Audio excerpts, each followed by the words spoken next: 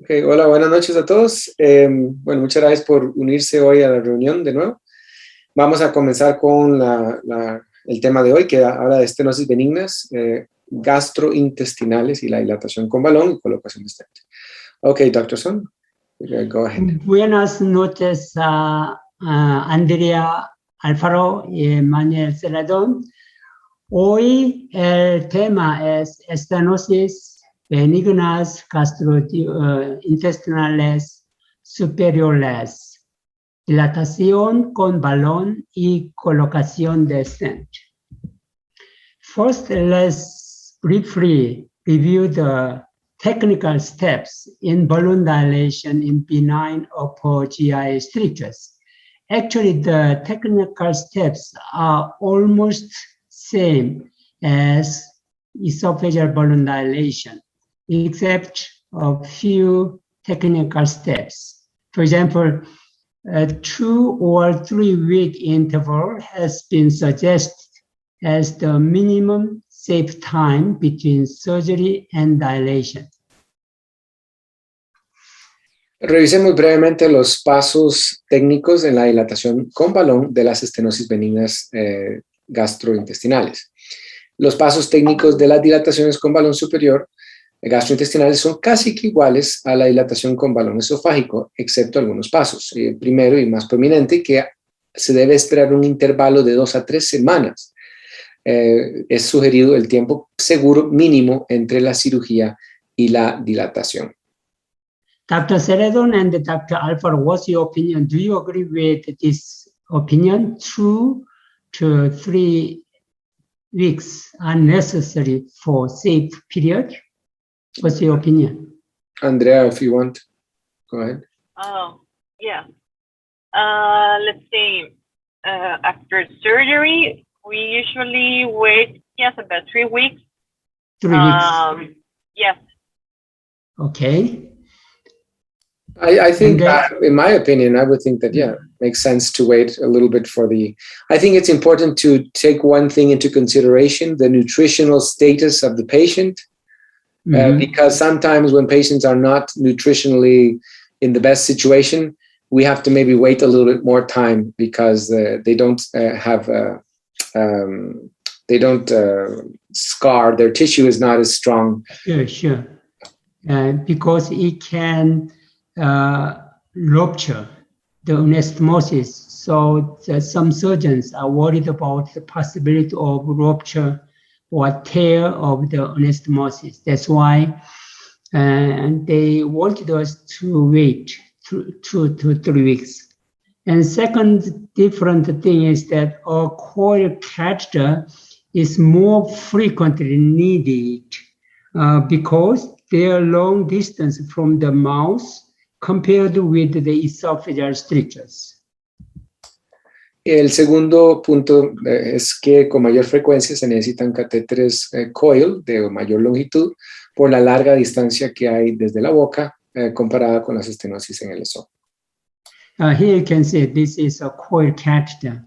As I mentioned before, coil catheter is very useful because we can measure the length of the strictures, and also we can inject contrast medium while the guide wire is in place. Como pueden ver, este es un catéter de coil, ¿verdad? Que son muy útiles, permiten llegar a largas distancias y muy importantemente permiten pasar medio contraste mientras que el alambre guía está dentro del lumen. We classified the degree of dysphagia on a 5-point scale. Grade 0, normal swallowing. Grade 4, complete dysphagia. Grade 1 to 3, dysphagia to solid food, soft food, and liquids. So the clinical success was defined as a decrease of more than 1 grade in dysphagia score at 1 month after balloon dilation. Clasificamos el grado de disfagia en una escala de 5 puntos, en donde pueden ver que grado 0 es deglución normal, mientras que grado 4 es afagia completa, ¿verdad? Y el grado 1, 2 y 3 es disfagia eventualmente progresiva a alimentos sólidos, blandos y líquidos. Y definimos el éxito clínico como una disminución de más de 1 grado en la puntuación de disfagia al mes de la dilatación con balón. Okay, let's start with the balloon dilation in benign gastric outlet strictures.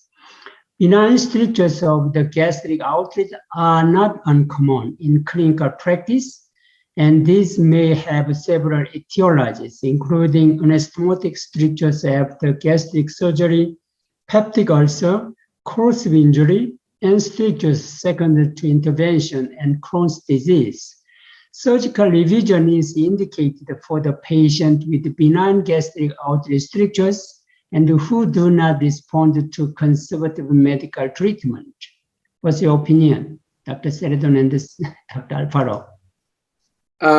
Yes, I think I would think that that's the common practice. If the patient does not respond to treatment, to conservative treatment, normally, yeah, surgery would be the option. But I think that we tend to quickly move to surgery because sometimes we don't have many conservative or medical options.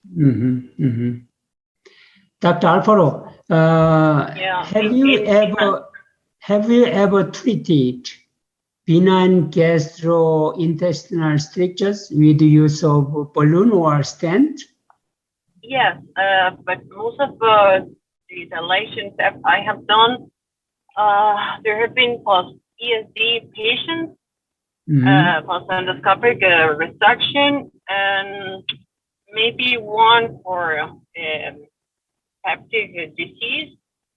And for example, for Crohn disease, we haven't done it. Maybe yes, in the because we are divided in our department, and I work in the surgery department and not in the gastroenterology department. We usually treat patients with cancer or diseases related to it.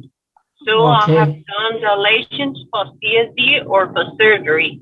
But for Crohn disease, I haven't done them. And for peptic ulcer disease, maybe 1 or 2. Okay. Yeah, so, I'm sorry, a mistake we usually make, let's say, is that we write down the symptoms of the patient, but we don't use a scale. And this is a mistake we often make. Okay, you mentioned that you do a follow-up study after gastric cancer surgery, right? So if the patient has post-operative benign stricture after gastric surgery, who treated the patient? The patient goes to surgeon or goes to gastroenterologist or interventional radiologist in your hospital? Let's say the surgery. So we usually, for example, make an ESD today, and we are going to see the patient in a month. So the patient is going to be with PPI for maybe double dose. And so we're going to make an appointment for the endoscopy room to make an endoscopy. Oh, okay. And in that moment, we see the evolution. But also in, let's say, with the surgeon. Yeah. Okay. More with surgeon. So there is some advantage of fluoroscopic approach because a fluoroscopic approach allows not only identification of the proximal and distal end of a stricture. For example, this is a proximal and distal end of the stricture, but also fluoroscopic control of the entire balloon catheter during its placement and inflation. On the other hand, endoscopic approach cannot visualize the distal end of a stricture.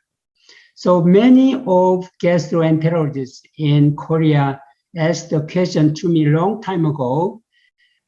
Sometimes it's difficult to negotiate the guide wire even under endoscopy, but how can you make it without endoscopy? But fluoroscopy is also scopy because we use contrast media. That's why endoscopy has its own advantage. Also, fluoroscopic approach has its own advantage. Bueno, como mencionó, el enfoque fluoroscópico permite no solo identificación de los extremos proximales y distales de una estenosis, sino que también el control fluoroscópico del catéter logra visualizar el balón entero durante su colocación y su insuflación. Por otra parte, ¿verdad?, el enfoque endoscópico no puede visualizar el extremo distal de la estenosis. El doctor menciona que muchos endoscopistas en Corea pues preguntan esta posibilidad de que cómo hacen para poder ver por dónde, la parte distal de la estenosis, y no lo hacen con un endoscopio. Y el doctor dice, bueno, hasta cierto punto la fluoroscopía es un tipo de escopía, ¿verdad? Entonces, donde se guía con medio contraste y permite muchas veces ver bien estas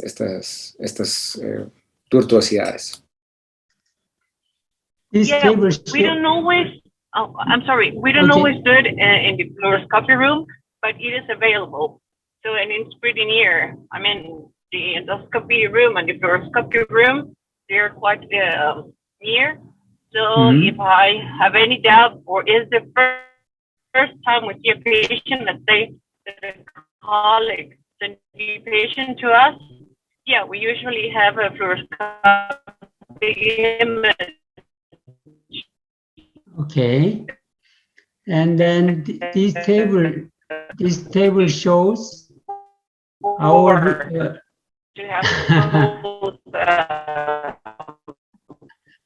Andrea, Dr. Andrea, I have some problem in communication. I cannot clearly hear you. There is some. I'm sorry, I'm driving to my house.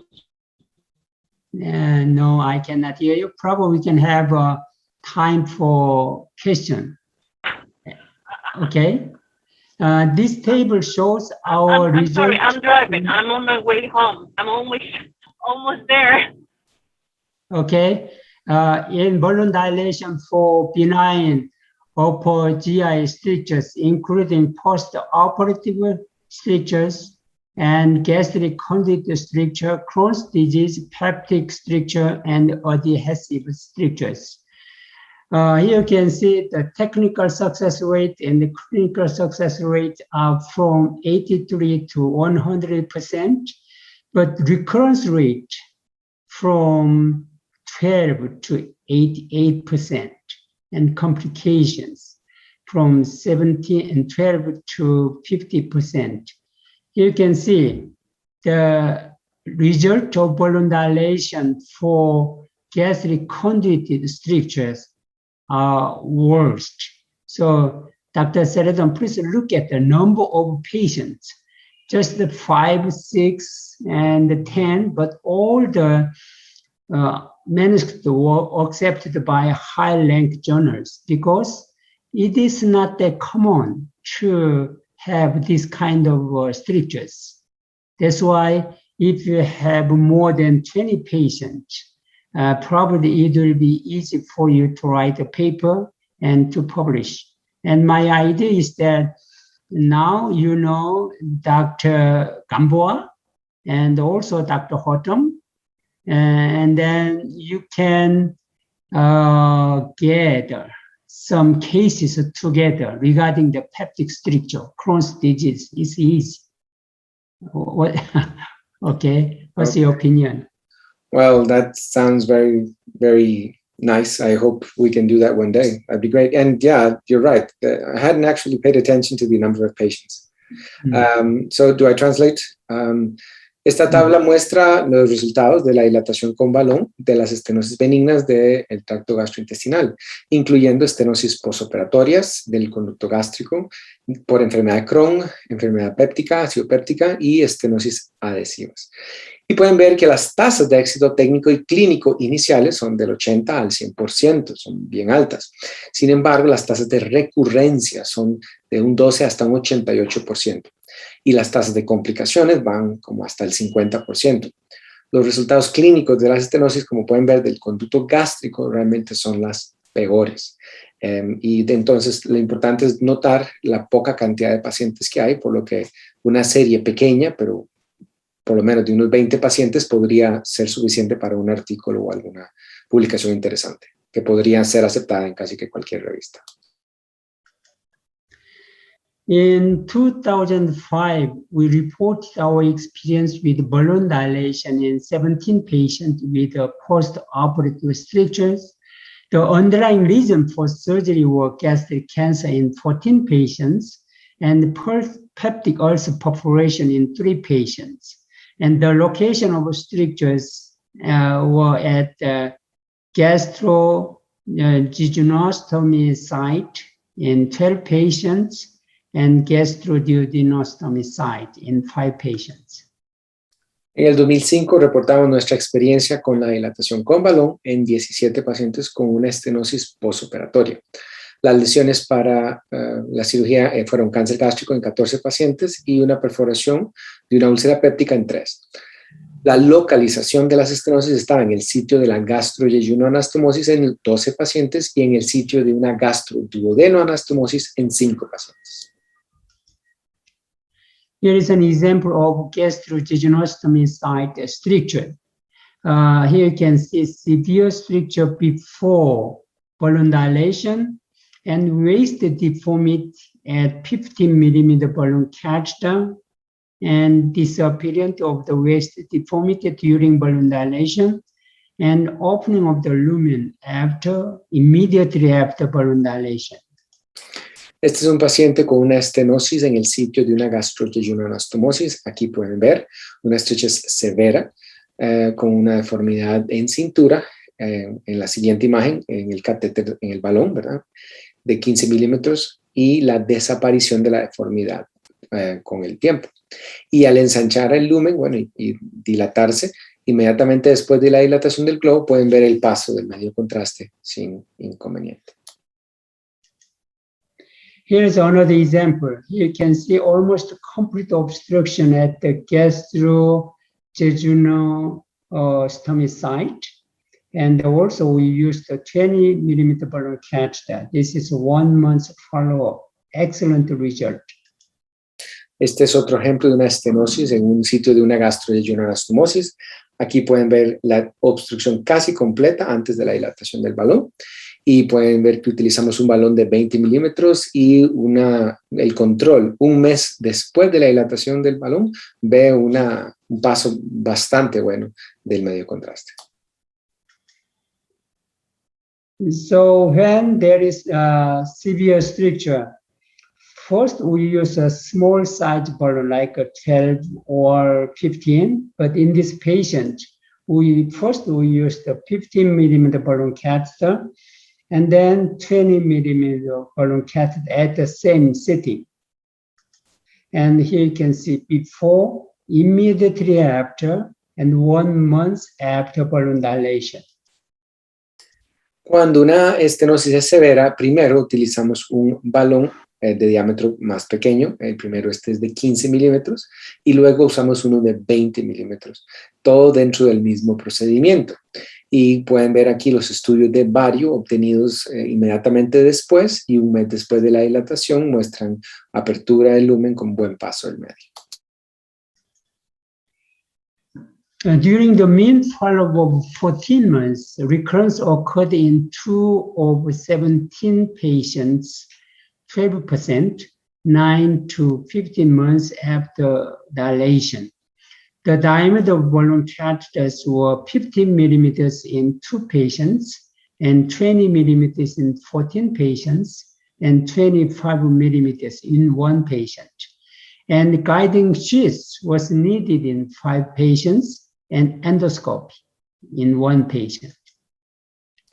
Durante el seguimiento de 14 meses de estos pacientes, la recurrencia ocurrió de 9 a 15 meses después de la dilatación con balón. La tasa de, digamos, de recurrencia fue en 2 pacientes, o el 12%, se utilizó un catéter balón de 15 milímetros en 4 pacientes, 20 milímetros en 14 pacientes, 25 milímetros en un solo paciente.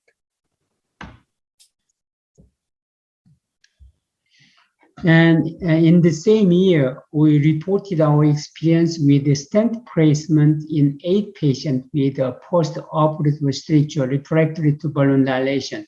As you know, I have placed a stent for the more than 1,000 patients with malignant strictures, but just 8 patients with a benign upper GI strictures. That means it's rare.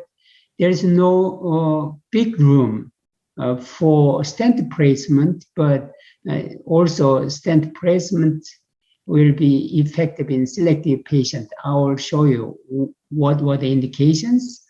So surgical procedures before balloon dilation were distal gastrectomy with gastrojejunostomy in 7 patients, duodenojejunostomy for SMA syndrome in 1 patient. So the duration of symptoms after surgery ranged from 5 to 62 days.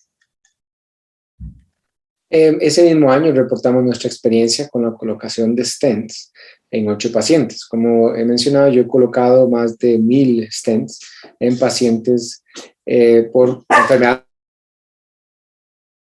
enfermedad maligna. Sin embargo, las estenosis benignas es muy infrecuente.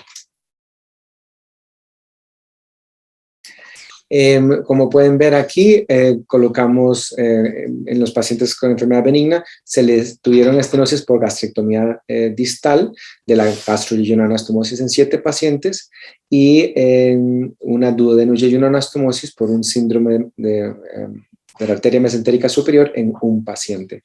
La duración de los síntomas después de la cirugía fue aproximadamente de 5 a 62 días.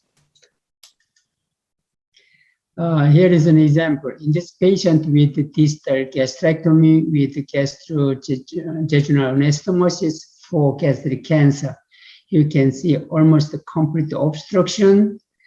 Balloon dilation did not work effectively. That's why we placed the stent and removed the stent 2 months after placement. Here you can see excellent result after stent removal. Aquí pueden ver un caso de una obstrucción casi completa de un sitio de gastrojejunostomía en un paciente posterior a una resección de un cáncer gástrico.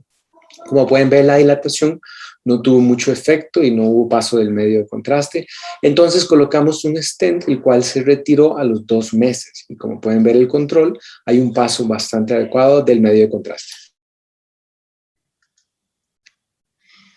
In this patient with a severe stricture at the gastrojejunoanastomotic site, you can see pinpoint narrowing before stent placement, and also the balloon dilation did not work effectively in this patient. So we pressed the stent, and then these are endoscopic photograms obtained before and immediately after stent removal.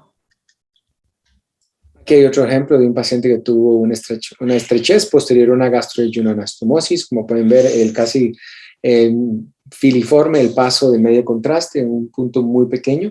Y aquí pueden ver que también colocamos un stent en el paciente, ya que la dilatación con balón no fue efectiva. Y aquí pueden ver las imágenes de endoscopía, en donde se tomaron imágenes durante el procedimiento, inmediatamente después, donde hay una dilatación importante ya del lumen. In this young lady, the patient had multiple balloon dilations before she was transferred to SM Medical Center. She underwent duodenojejunostomy for SMA syndrome 3 years ago. Here you can see a severe stricture at the duodenojejunoanastomotic site, and another stricture at the gastric outlet because of a peptic stricture. So first we dilated the duodenojejunal anastomosis, and then gastric outlet with use of a 20 millimeter balloon catheter at the same sitting. But 2 weeks later, here you can see a recurrence of the stricture. That's why we decided to place the stent. You know that this is a 7th generation esophageal stent. We placed the stent with the use of a 6 millimeter stent delivery system. At 1 month after stent placement, follow-up barium studies and endoscopic photograms shows a widely patent stent. And 2 months after stent placement, we attempted to stent removal, but the stent was very reluctant to be pulled out at the gastric outlet because of recurrence of gastric stricture.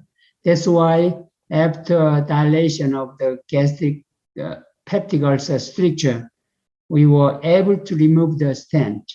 So at 6 months after stent removal, follow barium studies and endoscopic photograms show widely patent gastric outlet strictures and duodenojejunal anastomosis.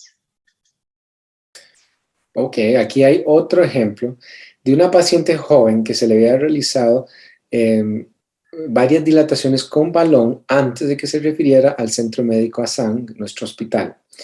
A ella se le había realizado una duodenojejunal-anastomosis 3 años previos por un síndrome de la arteria mesentérica superior. Aquí pueden ver una estenosis severa en el sitio de la duodenojejunal-anastomosis y otra estenosis moderada en la salida gástrica debido a una úlcera benigna previa. Entonces, en primer lugar, dilatamos la estenosis utilizando un catéter balón de 20 milímetros. Y pueden ver que hubo paso del medio inmediatamente después. Sin embargo, aquí pueden ver que la paciente presentó a las 2 semanas, después de la dilatación con balón, una recurrencia. Y encontramos que tenía limitación del paso de la duodenojejunal anastomosis. Por lo tanto, colocamos un stent de nitinol extraíble cubierto. Como pueden ver, este es un stent de 7ª generación. Utilizamos un sistema de entrega de 6 milímetros. Para hacer el stent removible, pues de nuevo usamos los cordones en el margen interno superior del stent. Y estos son el equipo que utilizamos. Y aquí pueden ver que había buen paso del medio. Sin embargo, al seguimiento a los 2 meses con el estudio ovario, pasaba bastante bien y las imágenes endoscópicas tenían un muy buen paso y un lumen muy adecuado. Entonces, intentamos retirar el stent a los 2 meses después de la colocación, pero el stent fue muy reacio a ser retirado, especialmente a la altura de la salida gástrica, debido a recurrencia de la estenosis de la úlcera péptica. Entonces, retiramos el stent posterior a que hicimos una dilatación con un balón y logramos eventualmente retirar el stent. Aquí pueden ver en las imágenes endoscópicas y fluoroscópicas, en seguimiento 6 meses después, que tiene un paso muy adecuado del medio de contraste a través de las 2 estenosis previamente visualizadas y, como pueden ver, tienen bastante buen lumen en las imágenes endoscópicas. During the median follow-up of 25 months, stent migration occurred in 3 of 8 patients. That was 38% of the patients, 1, 5, and 40 days after stent placement. For those patients with recurrence, we placed a second stent, and then in 1 patient, and the surgical treatment in 2 patients. En el periodo de 25 meses de seguimiento que se le dieron a estos pacientes, hubo una migración de los stents en 3 de los pacientes, 3 de los 8, entonces representa un 38%. Ocurrió al 1 día, 5 días y 40 días después de la colocación. A estos pacientes, a uno se trató con colocación de un segundo stent y en 2 de ellos tuvieron que recibir tratamiento quirúrgico. Okay, next topic is balloon dilation for gastric conduit strictures. This is very interesting and difficult.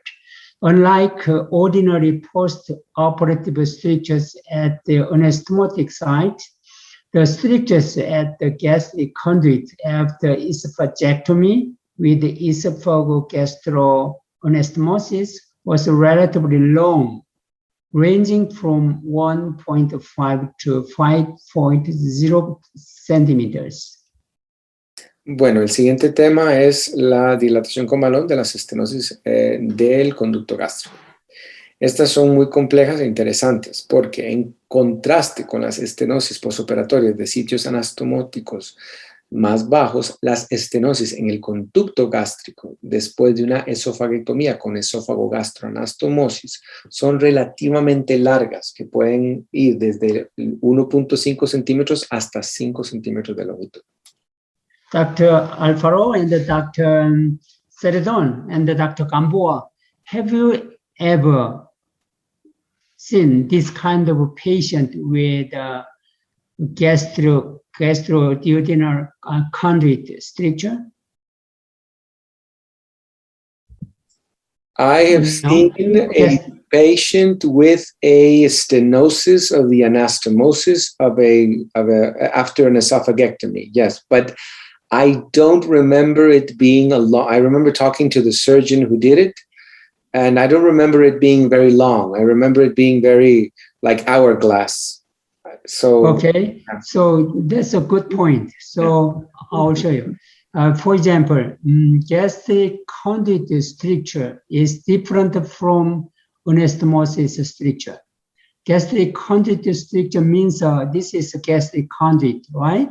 After esophagectomy, they just pull the stomach into the thoracic cage, and then the stricture is at this area, not anastomosis. So, in other words, that is what's that? Avascular necrosis because of the less blood supply. So this is totally different mechanism. But anyway, this is most difficult balloon dilation in the upper GI tract, including the esophagus. In my case, to be sincere, this is the first time I hear this, let's say, like this entity as, yes, conduit stricture. No, and I haven't seen them, just the anastomosis, as Dr. Celedon said. So I have no experience.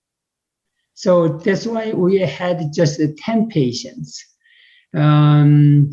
Actually, as a medical center, has a lot of patients with esophageal cancer. That's why we have many patients with benign strictures after surgery. But just 10 patients with gastric conduit stricture. I'll show you the result. The length of strictures ranged from 21 to 76 millimeters. And the surgical procedures before balloon dilation were Ivor-Lewis esophagectomy in 2. That is the intrathoracic anastomosis. So McQueen esophagectomy is a cervical esophageal anastomosis. A little bit different, but the mechanism is the same. But the site of anastomosis is different between Ivor-Lewis esophagectomy and the McQueen esophagectomy. Bueno, en el 2013 reportamos nuestra experiencia con la dilatación con balón en 10 pacientes. Como mencionamos, en nuestro centro tenía muchos casos de cirugía esofágica y sin embargo pues no teníamos tantos casos de estenosis del conducto gástrico.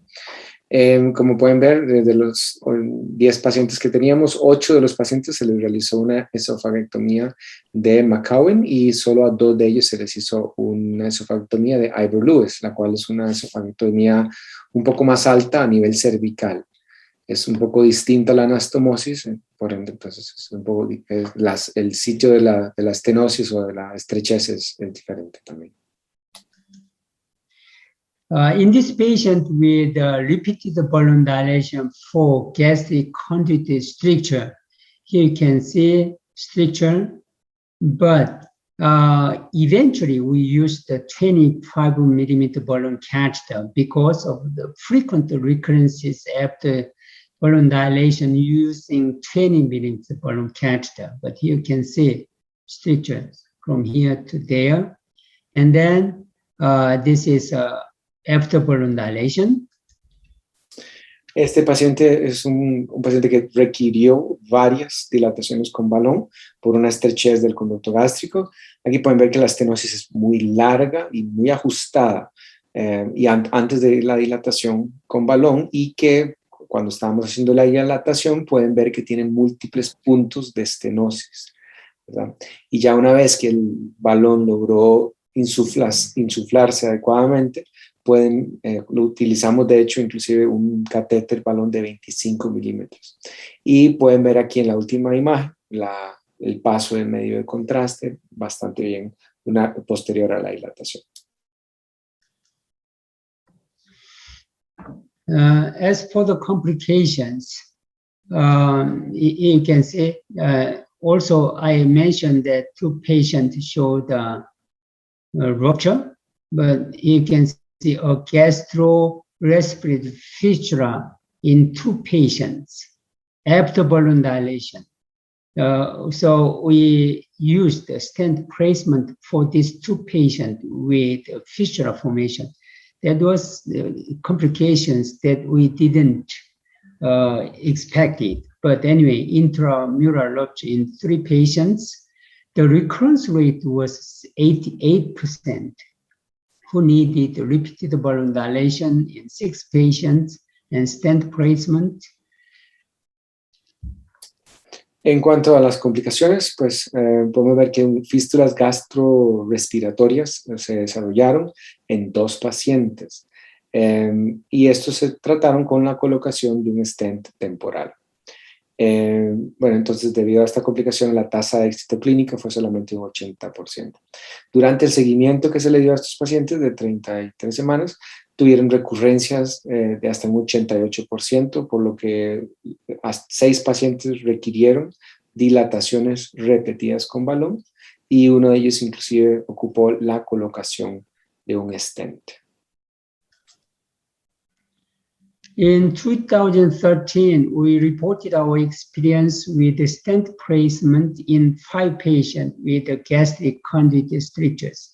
You can understand why the balloon dilation for gastric conduit strictures is challenging because of the frequent recurrence rate and also the high complication rate like a fistula. So those 2 patients included the complications after balloon dilation. The length of strictures ranged from 58 to 76 millimeters. The surgical procedures before balloon dilation were McKinney spagectomy. That means McKinney spagectomy as a poor result in comparison with the eyeball Ruiz operation. So I learned that complications through this kind of a collaborative balloon dilation.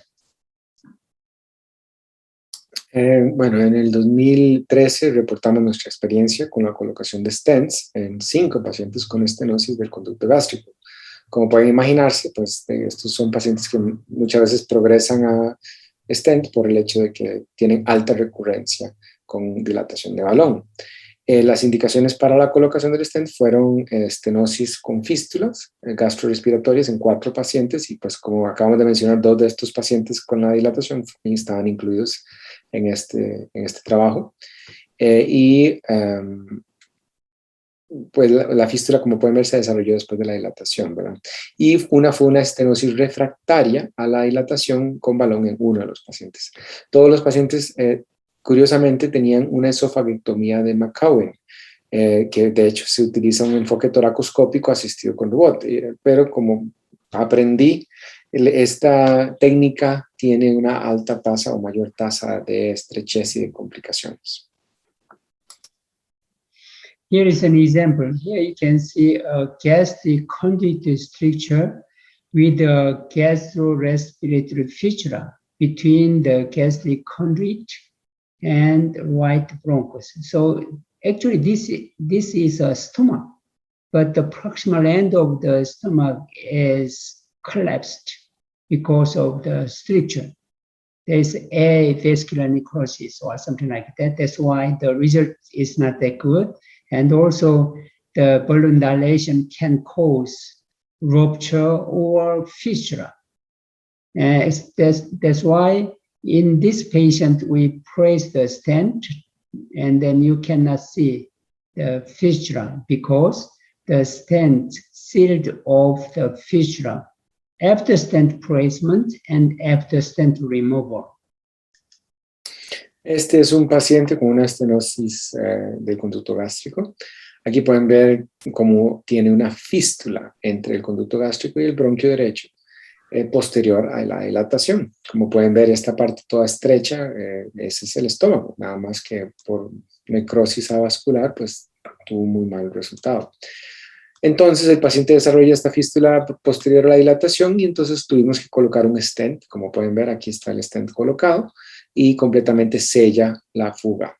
Y este es el resultado posterior al retiro del stent, en donde pueden ver que hay paso de medio contraste, sin embargo, pues hay como una irregularidad importante.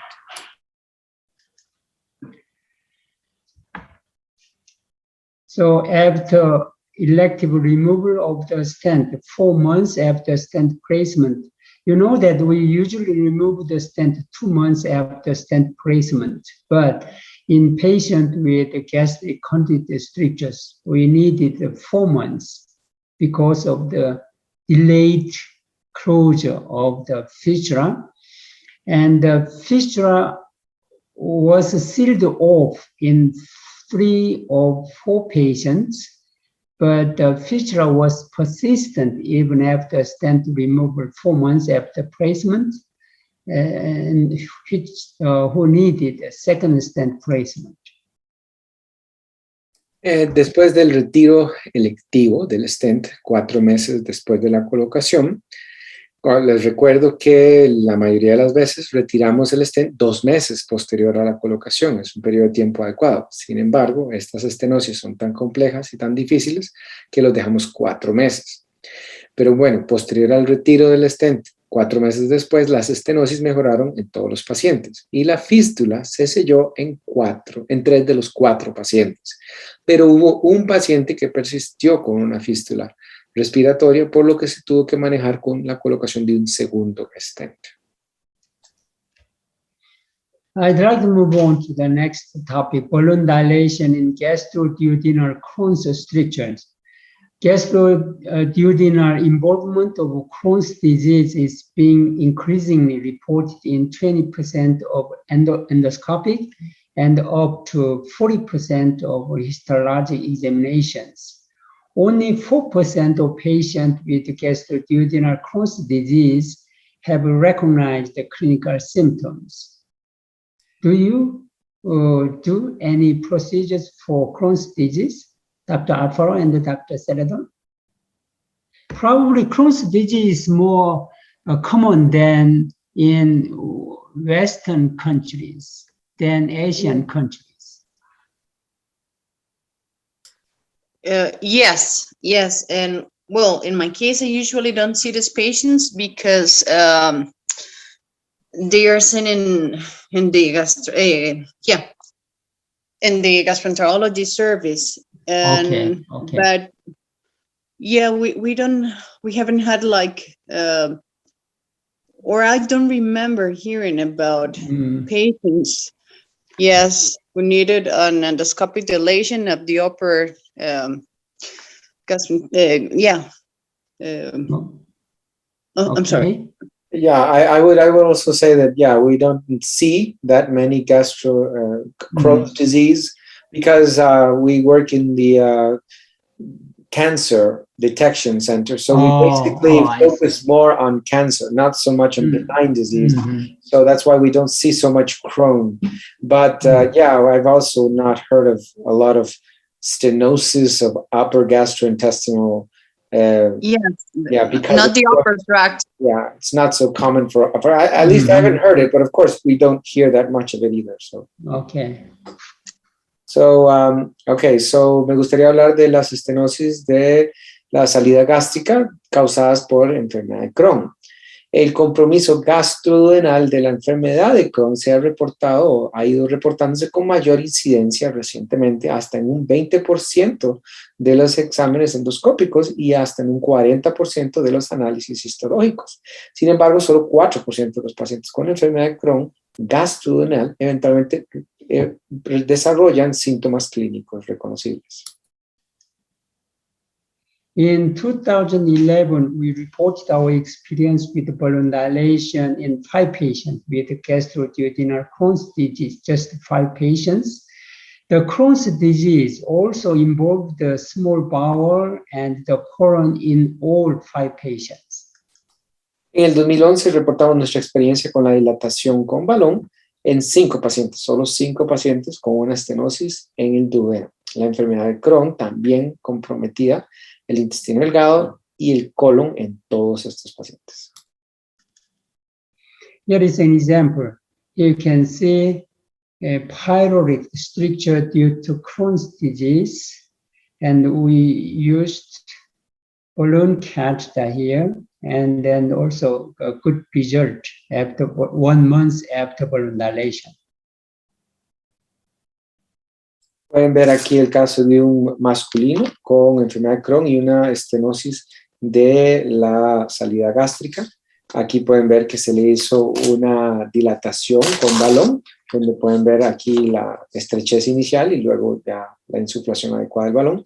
Y un mes posterior a la dilatación, el paso adecuado del medio de contraste. Here is another patient. You can see pyloric stricture due to Crohn's disease before balloon dilation, which would not admit the endoscopy before balloon dilation. After balloon dilation, the scope would pass through the lesion without difficulty. Aquí hay otro ejemplo. Pueden ver una estenosis muy severa antes de una dilatación, es la que no permitía el paso de un endoscopio. Pero después de la dilatación con balón, ¿verdad? A los 10, tenía un paso bastante adecuado que permitió el paso del endoscopio. During the mean follow-up of 16 months, recurrence occurred in 3 of 5 patients, that is 60%.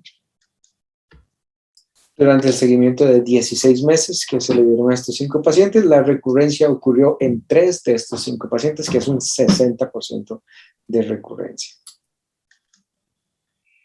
Okay, next topic is balloon dilation in peptic ulcer-related strictures. Balloon dilation has been used for treating patients with peptic ulcer-related gastric outlet strictures, but the long-term outcomes were found to widely vary from 16 to 100%. Balloon dilation combined with anti-secretory therapy and removal of the etiologic factors was shown to achieve resolution of symptoms in 85 to 100% of patients with peptic ulcer-related strictures. Bueno, el siguiente tema son las estenosis, la dilatación en estenosis relacionadas con úlceras pépticas. La dilatación con balón se ha utilizado para tratar a pacientes con estenosis de la salida gástrica asociadas a úlceras pépticas. Se ha encontrado que los resultados a largo plazo varían ampliamente, de un 16 a un 100%. Se ha visto también que la dilatación con balón combinada con terapia antisecretoria y el retiro de otros factores etiológicos ha demostrado alcanzar una resolución de síntomas del 85 al 100% de los pacientes. In 2005, we reported our experience with balloon dilation in 8 patients with duodenal strictures. the causes of duodenal strictures were peptic ulcer in 6 patients. En el 2005 reportamos nuestra experiencia con dilatación con balón en 8 pacientes con una estenosis duodenal a causa de la enfermedad péptica, y esto fue la causa en 6 de los pacientes. Here is an example. Here you can see stricture, peptic ulcer induced duodenal strictures.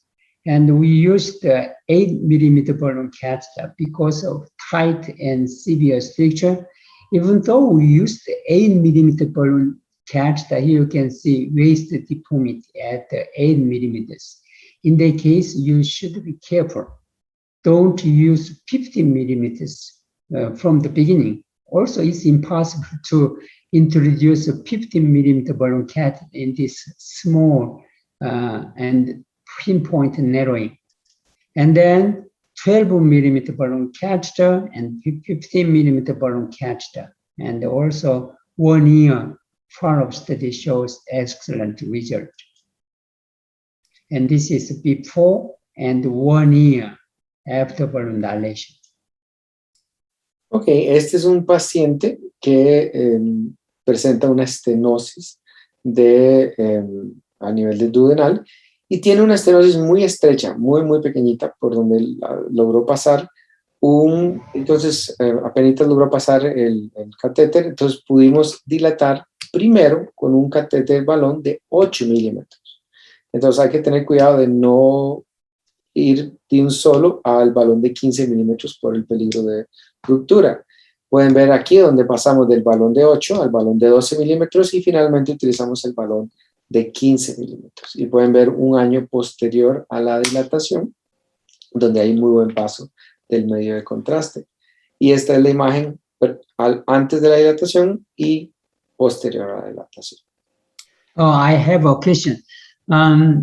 In Costa Rica, when you do balloon dilation, it is covered by medical insurance. For example, in Korea, only 1 balloon dilation is covered by medical insurance. But in this case, we used 3 balloon catheters, right? What's the situation in Costa Rica? I would say that in the private practice, I'm not sure. I think that I wouldn't know. But at least in the national health system, I think there would be no limitation. I think it would be covered, even though it's probably not cost effective, or they might need to limit it one day in the future. For the moment, many doctors and many institutions have free hand. They can basically use what they need, and because if the doctor considers it necessary, there's a sort of like a obligation for the national health system to cover this. I don't know how it works, but I think it's covered. I don't know if Andrea knows more about this. No, for us, for the national institutions, it is covered. And in the private secures, I'm not sure. No, it's because we have I don't know the exact percentage of the population, but most of Costa Ricans have the public service available. Okay. So it must be covered, yeah. So even though you use 2 or 3 balloons, it is covered by the medical insurance, right? Like the United States. Yeah, everything would be covered, I'm pretty sure. Oh, that's good. And what about in Argentina, Dr. Gamboa? Hello, first. I don't know in private hospitals and clinicals, but in the public ones, we have to, for every patient, what we need, we have to make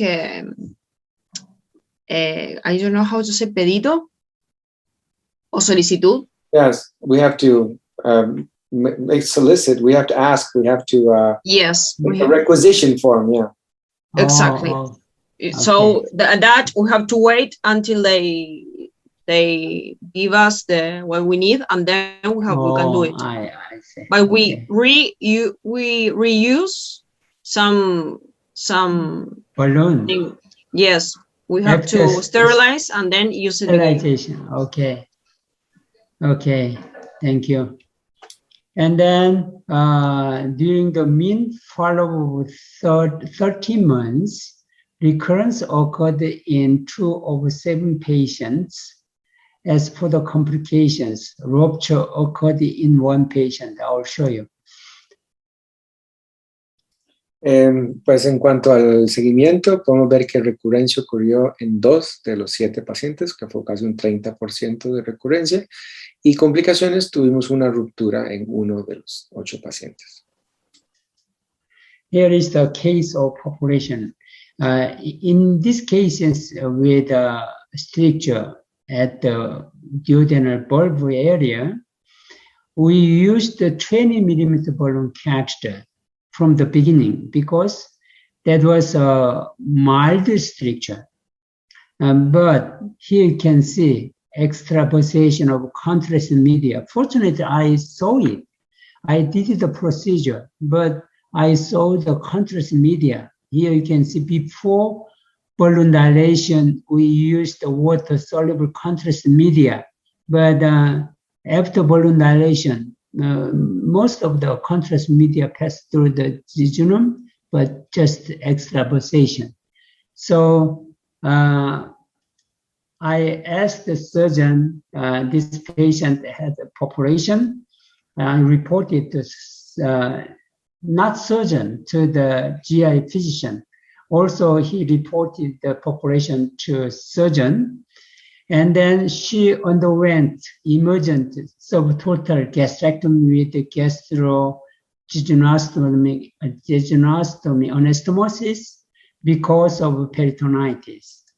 So a linear perforation at the site of chronic peptic ulcer with the scar formation was confirmed surgically and histologically. Este paciente tuvo una complicación de la perforación duodenal. Pueden ver aquí una estenosis que no era una estenosis muy estrecha, por lo que utilizamos un balón de 20 milímetros. El paciente tenía la estenosis a nivel como de la región vulvar del duodeno. Posterior a la dilatación, por dicha lo pude ver, que me pareció que tenía medio contraste ahí hacia el hipocondrio, supongo, y entonces se le pidió la interconsulta a cirugía. El paciente pues se tuvo que llevar a sala de operaciones y se sometió a una gastrectomía subtotal con una gastroyejunoanastomosis debido a una fuga y a peritonitis. El paciente tenía una perforación lineal de 7 milímetros de longitud en el sitio de la dilatación de la estenosis, y la estenosis digamos se determinó que había sido causada por una úlcera péptica crónica con la formación de una cicatriz fuerte. Okay, I'd like to move on to the next topic, balloon dilation in post-operative non-anastomotic strictures in the proximal small bowel. Post-operative non-anastomotic stricture, which is often caused by adhesions, is the most common cause of small bowel obstruction. Existing guidelines recommend that trials of non-operative management do not exceed 3 to 5 days because the likelihood of spontaneous resolution decreases substantially after this period. Dr. Sheridan, do you agree with this opinion? Yes, but again, as probably happens a lot in our countries, we jump quickly to the surgery. I don't think we would ever wait 5 days for spontaneous resolution of an obstruction. I don't think so. Entonces, en español, el siguiente tema son dilatación con balón de estenosis posoperatorias, pero no anastomóticas en el intestino delgado proximal. Las estrecheces posoperatorias no anastomóticas, las cuales son causadas a menudo por adherencia, son la causa más común de obstrucción del intestino delgado. Las guías existentes recomiendan que los ensayos o los intentos de tratamiento conservador no operatorio no excedan los 3 a 5 días, porque la probabilidad de resolución espontánea disminuye sustancialmente después de este periodo. In 2017, we reported our experience with balloon dilation in 44 patients with post-operative non-anastomotic strictures. The location of strictures were at 26, at the proximal jejunum in 26 patients. Most common site was at the proximal jejunum. En el 2017 reportamos nuestra experiencia con dilatación con balón en 44 pacientes con una estenosis postoperatoria no anastomótica. Como pueden ver, el sitio más común de la localización de la estenosis fue en el yeyuno proximal. Regarding the surgical procedures before balloon dilation, 21 patients had gastrectomy, 6 liver transplantation, and 5 small bowel resection, and so on.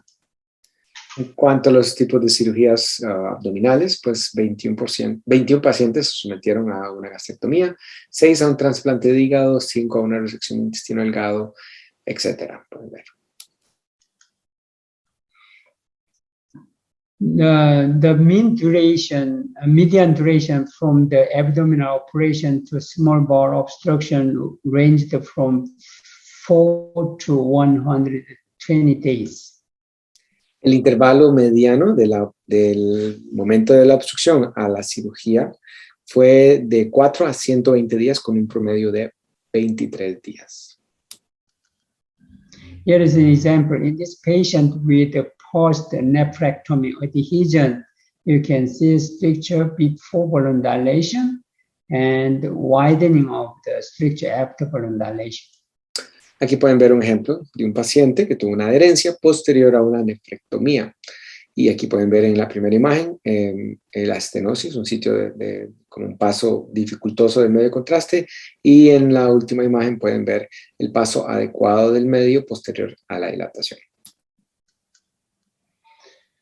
In this patient with the distal pancreatectomy 20 days before balloon dilation, here you can see 2 strictures. Abdominal CT shows the anterior position of the transition zone here in contact with the anterior peritoneal layer. And then we used the 20 millimeter balloon catheter from the beginning. This is different because most of the non-anastomotic strictures, they don't have a stricture inside the intestine or duodenum because that is adhesion. As there is no stricture, it's okay to use a 20 or 25 millimeters balloon. You don't need to worry about the perforation. So that's why from the beginning, we used the 20 millimeter balloon catheter. Again, here you can see we use the core catheter to traverse the stricture. And then this is before and after balloon dilation. Ok, aquí pueden ver un paciente con una obstrucción por una adherencia posterior a una pancreatectomía distal. Esta es la imagen del paciente 23 días antes de la dilatación. Por TAC pueden ver cómo el paciente presenta la estenosis ahí en la parte anterior, pegado a la pared abdominal. Y en la fluoroscopía pueden ver dónde presenta el sitio de la estenosis.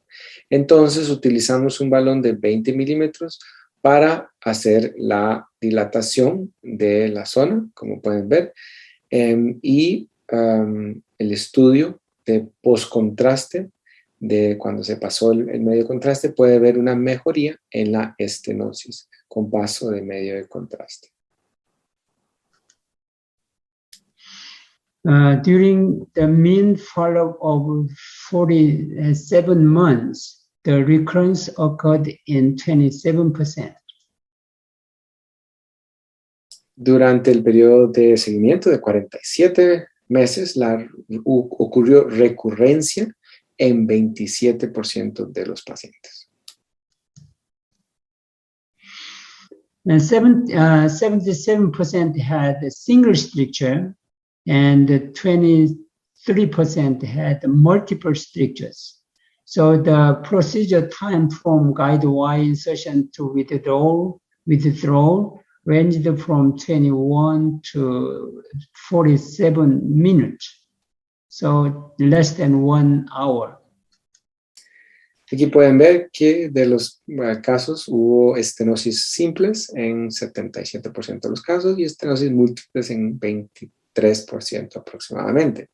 El tiempo del procedimiento desde el momento de la inserción del alambre guía hasta el retiro fue aproximadamente de 21 a 47 minutos, una media de 32 minutos.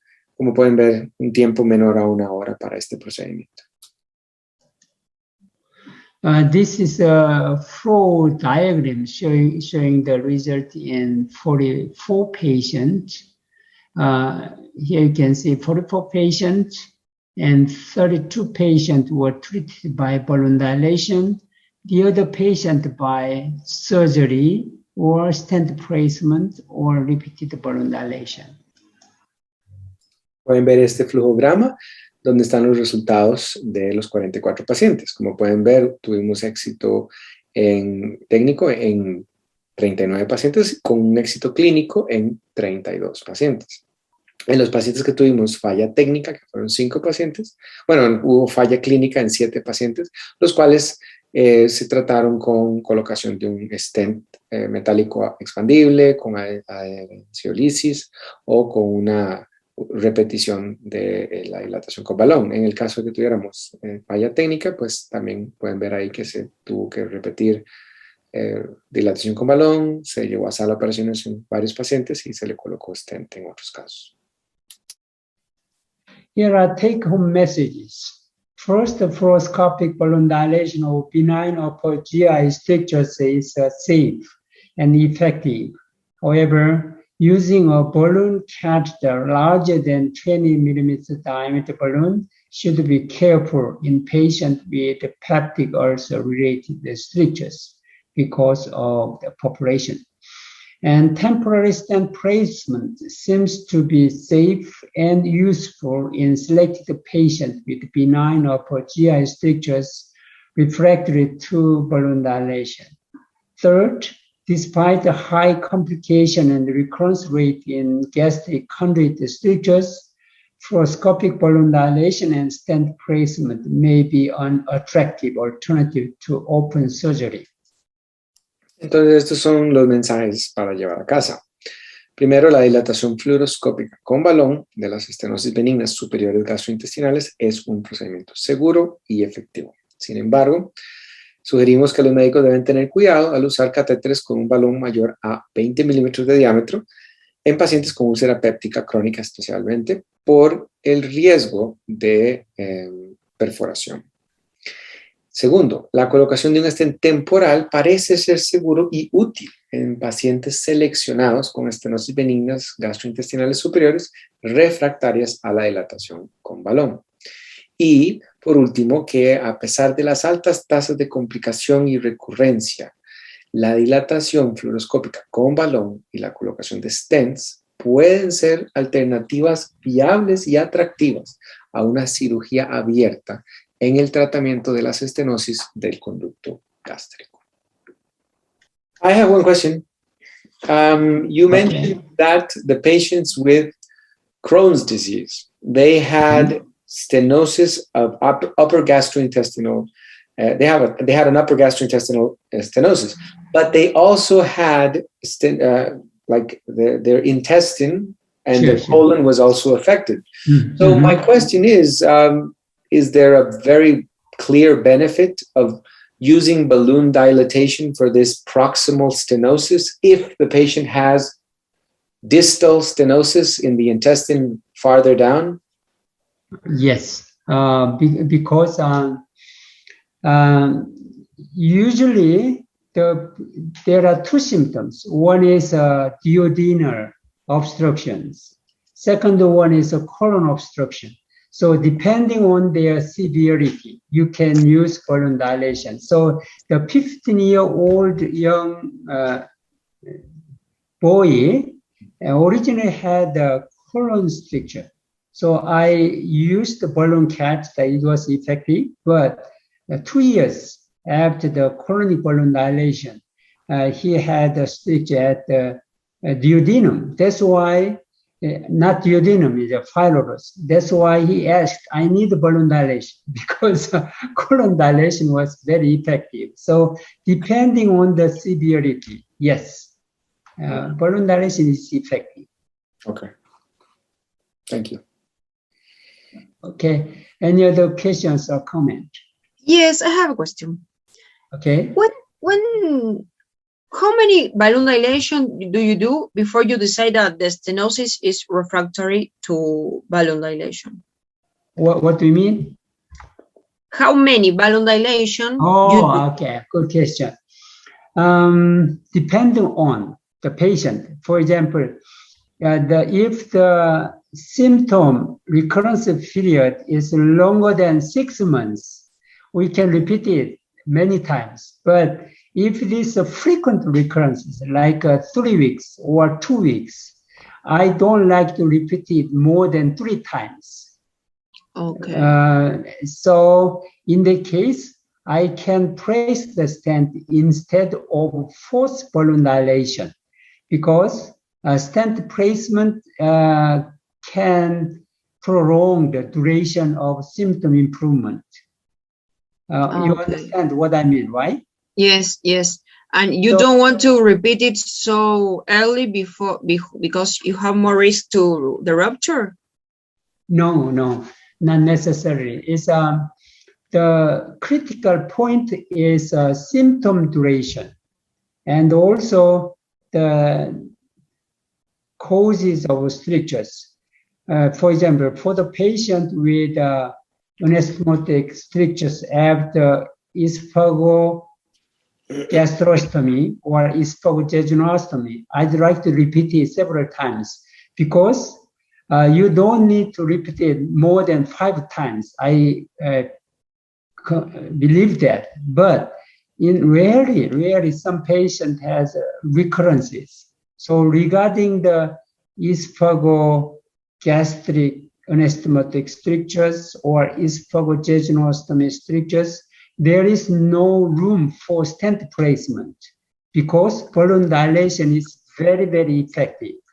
But the problem is that some patient shows recurrences. So I can say more than 40% of the patients can show recurrence. 30% can be 3 times or 10% 2 times. So in the case, balloon dilations comes first for the patient with the recurrence. But for the patient with the gastric conjugated strictures, I don't like to repeat balloon dilation because of the complications. That's why I want to repeat it twice, and then maximum twice, and then determine the surgery or stent placement. But the surgeons don't like the surgery because of the adhesion and also avascular necrosis. Regarding the Crohn's disease, there should be recurrences. So if the symptom duration is longer than 6 months, you can repeat it again and again. But if it is less than 2 months, probably you can do another procedure. So it is different from the underlying causes and duration of symptoms. Okay. Perfect. Yes. Do you agree with my opinion? Yes, I agree. And it's not good for the patient to do balloon dilation all the time. I mean, It's not. And then, yes. So another one is regarding the non-stricture anastomosis, that adhesion. I can say balloon dilation is effective in 60%. So you can repeat it twice. Probably if the first and second balloon dilation is not effective, you don't need to go to the third balloon dilation. So it is different from underlying causes. Oh, okay. Okay. Mm. And I have another question. Mm-hmm. Which is the maximum length that you can reach with the balloon dilation in postoperative non-anastomotic bowel structure? There is no limitation because the size of balloon, 20 millimeters, is just 6 centimeters long in Korea.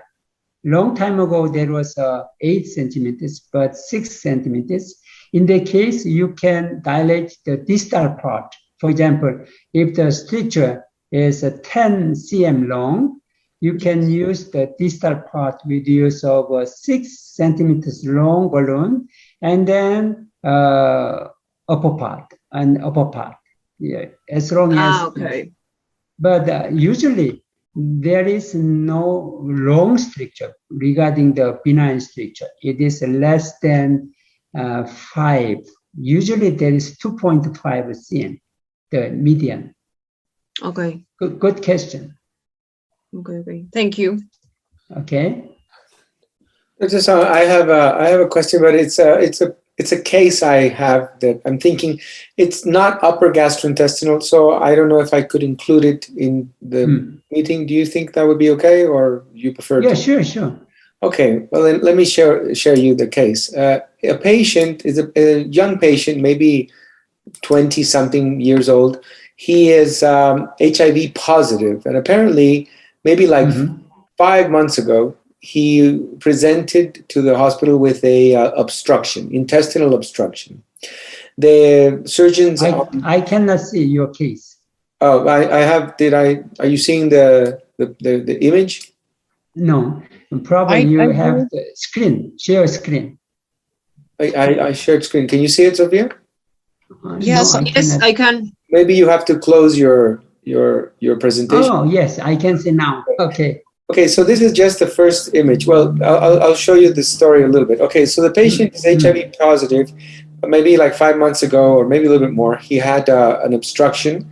He came to the hospital, and the surgeons took him to the hospital, to the OR. Colostomy. Yes, colostomy. They didn't do colostomy. Apparently, they found a large, not a mass, but a large, like the intestines were all bunched up in a knot in the pelvis. In the pelvis. So, and it seemed tumoral. It seemed like there was probably a tumor there, but they couldn't actually access the colon, so they had to take a small piece of ileum. So they made an ileostomy. They weren't able to grab a part of the colon because they couldn't find the adequate colon. It was a very big, difficult to move mass.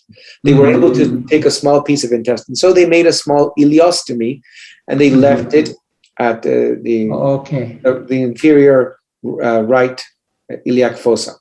So the patient, the biopsies proved that it was a lymphoma. It was an intestinal lymphoma. Okay. So the patient has received HIV treatment, and he's done very well. And he received chemotherapy, and apparently he had very good results too, to the point where the hematologists have said that he has basically entered into remission. Okay, so the patient is young, and he wants to see if he can close the ileostomy again. The problem is the initial findings in the surgery found that because of the extent of the convolutions and the mass in the pelvis, that he was not a surgical candidate. So the people in my department, they said, well, I don't think he's going to be able to close the ileostomy anytime. So they said, I don't think he's a candidate for surgery. So I said, well, I would like to do a sort of like a fluoroscopy to see if I can maybe pass the obstruction. So I went in to the ileostomy, and I started passing contrast medium. I moved in there. I only had the guide wire and a like a 45 centimeter angiographic catheter. So I started moving forward. As you can see, well, eventually it started doing a loop. This is the first loop. It starts doing a loop here. It started becoming uncomfortable because I had to loop up, and then eventually it does another stop, and it has a stop here. See, it does a loop and then go. I actually asked the patient to get on the side. See, it does a loop and then it stops. And I tried to pass this obstruction, but like at this point, it didn't actually move. So I put the patient on the side. As you can see, this is a side view. And you can see that the intestine goes down here. It does a loop, backward loop, and it stops here. And I tried everything, but of course, I didn't have like a lot of angiographic manipulators or maybe these stronger catheters that you have for manipulation.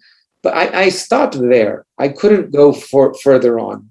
And well, I had to basically tell the patient, well, I'm sorry, I couldn't go through, I couldn't get past the obstruction. My goal was that if I was able to get past the obstruction, I was going to be able to maybe tell the team or tell the group that, well, yeah, we can close the ileostomy. The patient has a patent passage to the colon. But because I couldn't do it, I basically had to tell him, I think you're going to have to keep the ileostomy forever. But he's very young. He's like 30 years old. So I wanted to ask, do you have any suggestion for this case? Is it maybe another try with harder or other types of angiographic catheters, or maybe an endoscopic procedure combination? I'm not sure what you would think. Well, the patient has obstruction symptoms. There should be no obstruction here because there is no air, right? Yeah, he has no obstructive symptoms because he has the ileostomy. Yeah, because of the ileostomy. This is a ileostomy, right? Yeah, I entered through the ileostomy. It's an ileostomy that has two lumen. He has the lumen that brings the food and the other lumen that would go to the colon. But that's where I went. I see. Yeah. So this is go to the colon, right? Yes, sir. Yes, sir. But how do you know there is obstruction? Because I couldn't pass. I couldn't pass. No. Did you check abdominal CT? I haven't, not that I've seen. You want me to check it again? Yes, probably it's better. You didn't show me the abdominal CT, right? No, I don't have a CT. What I did is that I did pass contrast medium, and there's a stop. It doesn't. But it's difficult to say because sometimes contrast medium does not pass through this one. So anyway, if you want to check whether there is obstruction, probably you can check a CT first. And then if you believe that there is obstruction, there are two options. One is you can use air here, a lot of air here and there, and then you can check. But sometimes, even though there is no obstruction, it's difficult to pass the contrast medium and also catch them because the contrast medium is not good enough. There is a leak through the gas ileostomy, right? Yeah, that's the problem. That's the problem with air too. It would basically come back. The moment I start pushing, it actually does reflux, so I can't pass a lot. Sure. That's why probably you can use a polycatheter, large polycatheter here, and inject contrast medium more or the air to check. That is one option. Second option, coil catheter is very useful in this case. Yeah, I have to get one of those. I don't have one. Anyway, the first option, you can try first option, and then you can introduce a polycatheter, the larger one, and put the polycatheter here, and then inflate the balloon catheter, and they inject contrast medium or air to pass through. Yeah, I think the balloon, but inflate a balloon and then pass distally. That was a good idea. Yeah. And then before that, please check abdominal CT. Abdominal CT would The problem with the abdominal CT is that contrast medium would have to be injected into the ileostomy before the CT, and that would also be a problem. I could have actually done the CT right after this study, and that might have been useful. I would have to do it again, I guess. Yeah. Manuel, I have a question. The zone where the structure is the colon, right? No, they're not sure. They think that it's the distal intestine, the ileum. The distal ileum is where this whole big mass of intestines and sigmoid was all made a bunch. So they couldn't distinguish sigmoid to do a colostomy. So they did a ileostomy. An ileostomy. Because maybe you can do an endoscopy, and by the ileostomy, you can pass a guide wire and do like a technique rendezvous. Yeah. That they use in the bile duct. Yeah, I thought about that. Yeah, yes. Actually, I mentioned it to Andrea, ¿verdad? Andrea, I talked to you about this case. Yes. Yeah, it is a possibility. I went, maybe if you could get into the colon and maybe inflate a balloon and then pass contrast medium, you could see if the two strips, two medium contrast, like a rendezvous. Like I think Sophia's thinking about the same thing as I am. Yeah. But it's not that. Yes? Maybe it's not that easy, but maybe Dr. Zon can help us see and detect or look at the images so we can be sure there are not strictures or multiple strictures. And if there are not, we can try to do the colonoscopy. We can try to get from both sides. Yeah. Okay. Manuel. Yes, sir. Probably you can inject contrast medium, and then I think abdominal CT is very useful for this patient. Okay. And then water-soluble contrast medium, and you can check where is the obstruction site related with the mass. So if you have not checked CT for this patient, probably CT comes first. You can get information before you do some procedures. Okay, perfect. Thank you. I will insist with another CT scan, but I will probably have to put contrast medium into the patient's ileum before. Okay. Okay. Thank you. Thank you very much. See you next week. I am going to talk about the colonic stent placement. Andrea, Alfaro, don't miss next week lecture. It's for you. I won't. I learned a lot today. Thank you very much. Okay, thank you. Okay. Thank you. Gracias a todos por estar. Thank you very much, everybody. Y nos vemos la próxima semana. Thank you, Dr. Song. See you next week.